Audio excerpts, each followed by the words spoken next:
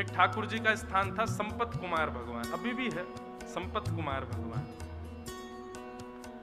तो संपत कुमार भगवान जो थे, कोई मुगल शासन के समय पर कोई मुगल गया और मुगल जाकर के जैसे ही मंदिरों में जाते थे तोड़ फोड़ मचाने के लिए, तो मुगल जैसे ही वहां गया, संपत कुमार भगवान को मुगल की छोटी सी कन्या ने जैसे ही देखा, उसको लगा ये बहुत बढ़िया गुड्डा है, मेरे लिए ले चलो। तो राजा तो मुगल तो अपने समय में कुछ भी करते थे, और बेटी की प्रसन्नता के लिए संपत कुमार भगवान को मंदिर से निकाल करके वो दिल्ली ले आए।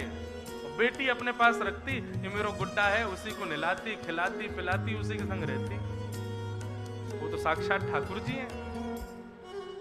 एक दिन रात्रि में रामानुजाचार्य जी शयन कर रहे थे, संपत कुमार भगवान स्वप्न में प्रकट हो गए। प्रकट होकर बोले, तुम आराम फरमा रहे हो, आनंद कर रहे हो, और यहाँ पे हमको ये मुगल लोग ले आए हैं गुड्डा समझ करके, इनकी बेटी हमारे संग में ऐसे खेलती है जैसे गुड्डा गुड़िया का खेल।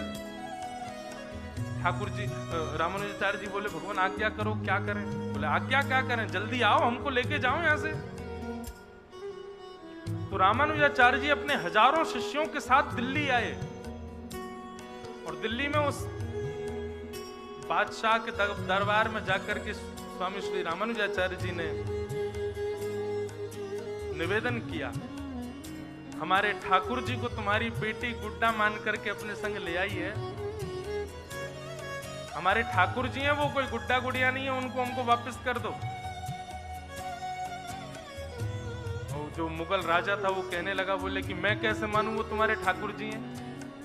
और भाई तुम लोगों के यहाँ तो ऐसा भाव है ना कि ठाकुर जी किसी से ज्यादा रीझ जाए तो उसके पास चले भी जाते हैं, खा भी लेते हैं, पी भी लेते हैं, आनंद करते हैं। यदि तुम्हारे ठाकुर जी हैं तो तुम यहीं खड़े खड़े बुला दो, वो अपने आप कमरे से निकल के आ जाएं। यदि वो आ जाएंगे तो तुम ले जाना, और यदि वो नहीं आए तो चुपचाप यहाँ से चले जाना। ठाकुर जी को वो जो भी हैं वो यहीं रहेंगे, मेरी बेटी खेलती है उनके साथ। रामानुजाचार्य जी वहीं बैठ गए, नेत्र बंद करके ध्यान किया संपत कुमार भगवान का, और कहा, हम हजारों किलोमीटर पैदल चल करके दिल्ली तक आ गए हैं, अब आप कृपा करो, आप कक्ष से निकल करके बाहर आ जाओ, अपनी प्रभुता प्रस्थापित करो, चलो हमारे साथ। नेत्र बंद करके प्रार्थना की तो ठाकुर जी उनके चित्त में आकर के कहने लगे, बोले, ये कलयुग है, और कलयुग में मैं अर्चक के अधीन होता हूं। अर्चक चाहेगा तो सोऊंगा, अर्चक चाहेगा तो उठूंगा, अर्चक खिलाएगा तो खाऊंगा, अर्चक नहलाएगा तो नहाऊंगा। मैं अपने योग बल से कुछ नहीं करता हूं, मैं अर्चक के अधीन होता हूं। आप ही कक्ष में आइए, मुझको लेकर के जाइए।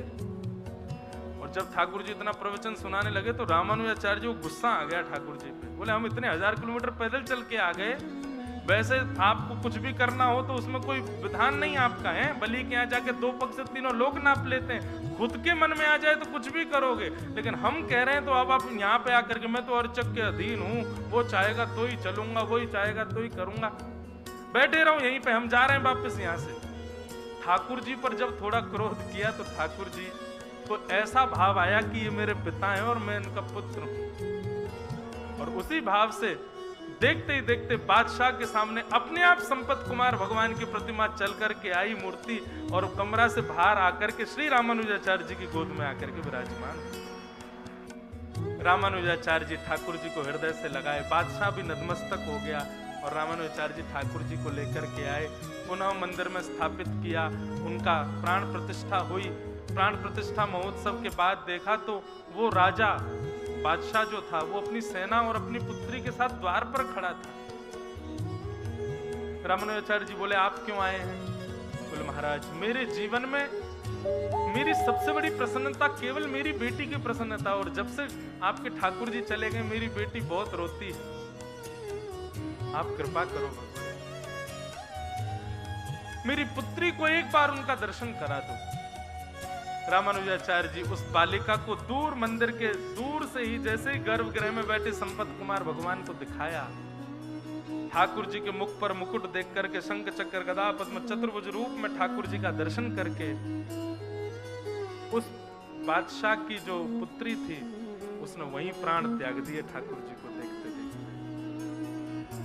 रामानुजाचार्य जी के चित्त में भाव आया, बोले कि ये ठाकुर जी को नहीं, ठाकुर जी इसको स्वीकार कर चुके।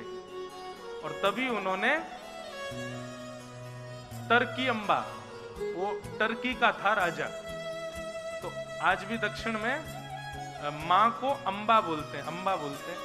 तो टर्की अम्बा करके छोटा सा विग्रह ठाकुर जी के बगल में स्थापित किया, उस बादशाह की पुत्री का। और आज भी साल में एक दिन आता है, उस दिन ठाकुर जी का उस कन्या से विवाह होता है। और ठाकुर जी उस दिन पठानी कपड़े पहनते हैं, क्योंकि वो टर्की के बादशाह की पुत्री है।